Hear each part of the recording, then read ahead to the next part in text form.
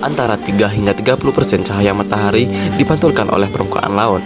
Selanjutnya, spektrum cahaya akan diserap berturut-turut hingga kedalaman 200 meter, kecuali warna biru.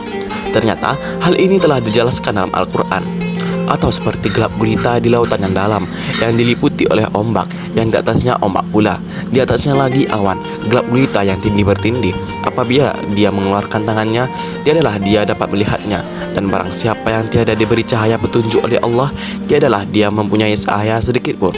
Quran Surat An-Nur ayat 40.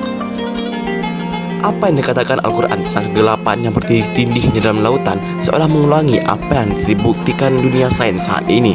Mengutip buku Ocean karangan Danny Elder dan John Perneta, kegelapan lautan dan samudera dijumpai pada kedalaman 200 meter atau lebih. Di kedalaman ini hampir tidak dijumpai cahaya, sedangkan di bawah kedalaman 1000 meter tidak terdapat cahaya sama sekali. Penjelasan Harun Yahya tentang dunia bawah laut pun bisa menegaskan kembali betapa benar firman Allah tentang gulita yang bertindih-tindih. Pengukuran dengan teknologi saat ini berhasil mengungkapkan bahwa antara 3 hingga 30% sinar matahari dipantulkan oleh permukaan laut.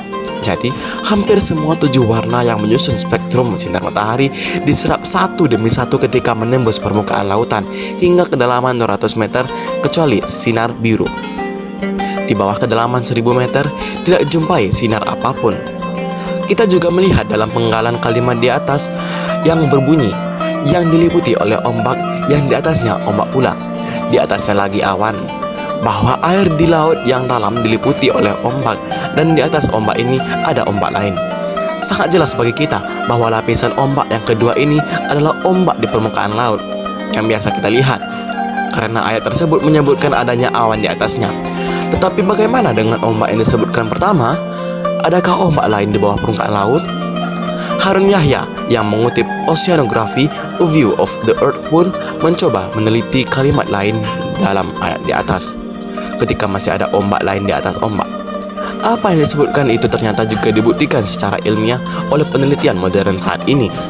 Para ilmuwan menemukan keberadaan gelombang di dasar lautan yang terjadi pada pertemuan antara lapisan-lapisan air laut dengan kerapatan atau massa jenis berbeda. Gelombang internal ini meliputi wilayah perairan di kedalaman lautan dan samudera. Pada kedalaman ini, air laut punya massa jenis lebih tinggi dibandingkan lapisan air di atasnya. Ajaibnya, gelombang internal ini punya sifat gelombang permukaan. Dia bisa pecah seperti ombak. Meski tidak bisa dilihat dengan mata manusia, keberadaannya dapat dikenali lewat suhu atau perubahan kadar garam di tempat-tempat tertentu. Wallahu a'lam bishawab.